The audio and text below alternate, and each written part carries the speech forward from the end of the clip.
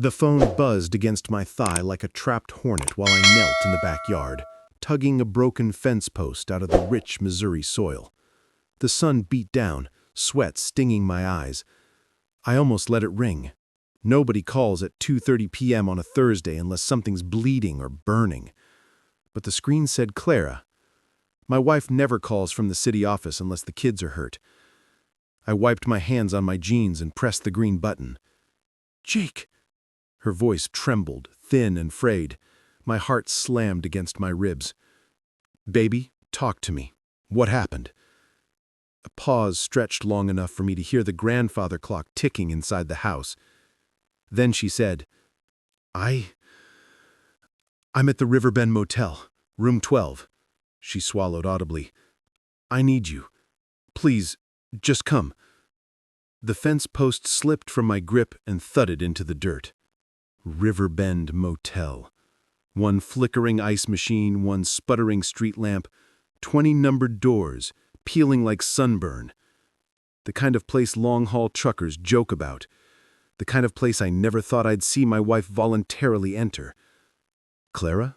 What the hell?" I said, voice tight. Her words tumbled frantic. "I'm so sorry. Please, just get here." Then the line went dead. I stood there in the backyard, the warm spring breeze turning sharp, 10 years of marriage flashing before my eyes. Her laugh the first morning I brought her coffee in bed. The way she cried into my shirt when her dad died. The tiny scar on her knee from the night she taught me to dance in the kitchen. Everything felt counterfeit, like someone swapped my memories with fakes while I was tending the garden. I jumped into my truck and floored it. Dust clouds rose behind me as if I could outrun the truth. Every mile marker felt like a countdown. Her words, "Sorry, sorry, sorry," scratched against my skull. Sorry for what? An accident? A betrayal? Something worse? The Riverbend Motel squatted at the edge of town. One flickering ice machine, one sputtering street lamp, 20 numbered doors peeling like sunburn. Room 12 was at the far end.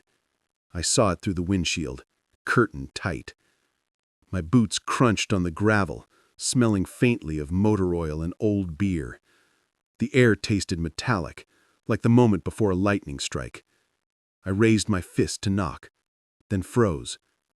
Through the curtains, a man's silhouette appeared.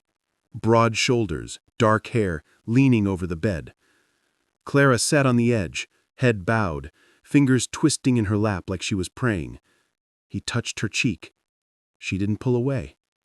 Something inside me cracked. I couldn't breathe. 10 seconds ago, I'd been ready to hold her, to fix whatever broke. Now I wanted to kick the door down, drag the stranger into the parking lot. But I didn't move. He turned just enough for the light to catch his face. It was Caleb, my brother, my best man. The one who carried Clara over the threshold when I broke my ankle 2 days before the wedding. The one who promised at the bachelor party he'd die before anyone hurt her.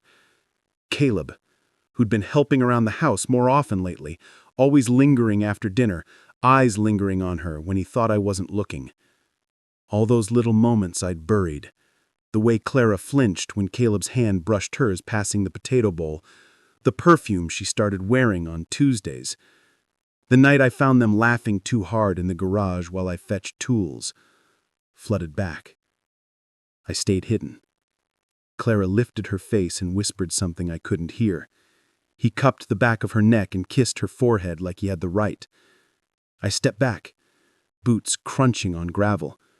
The sun hung low now, bleeding orange across the horizon, casting shadows that made the motel look like a liar's playground.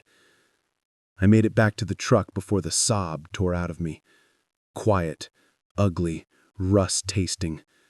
I gripped the wheel until my knuckles went white, staring at room 12 like it might vanish if I blinked. Then my phone buzzed. A text from Clara. "Where are you? I'm scared." Scared. She was scared. I typed 3 replies and deleted them, then wrote, "On my way." I started the engine. Dust swallowed the motel behind me, but I didn't drive home. I turned onto the river road, into the dark. Toward whatever comes after, everything you love becomes a stranger wearing your wife's smile. The headlights cut through the fog, illuminating the swollen Missouri River and the low-hanging willows. The air was thick with wet earth. Every heartbeat echoed. 10 years of life together, birthdays, anniversaries, quiet Sunday mornings, had funneled into one unbearable moment. I parked 100 feet from the motel. The gravel crunched under my boots as I approached. Clara looked up, eyes wide, searching for my expression. I couldn't speak. I turned, walked back to the truck, slid into the driver's seat. I needed space, air, time to figure out how to breathe in a world that had just shifted beneath me. Somewhere down the road, a motorbike backfired. The sound cracked like the final echo of everything I'd believed. I didn't look back. Not yet. The river road stretched ahead, dark and empty, the horizon bruised purple under the early evening sky. I placed my hand on the steering wheel, feeling the cold leather. Some betrayals don't kill you. They carve out the space where trust used to live, leaving a hollow that echoes with every heartbeat. And in that hollow, I drove into the night, wondering if anything would ever feel safe again. If you've ever been betrayed or faced heartbreak, you're not alone. Subscribe to Cheating Secrets for real stories of love, betrayal, and resilience. Don't forget to click the notification bell so you never miss a story that could change the way you see relationships.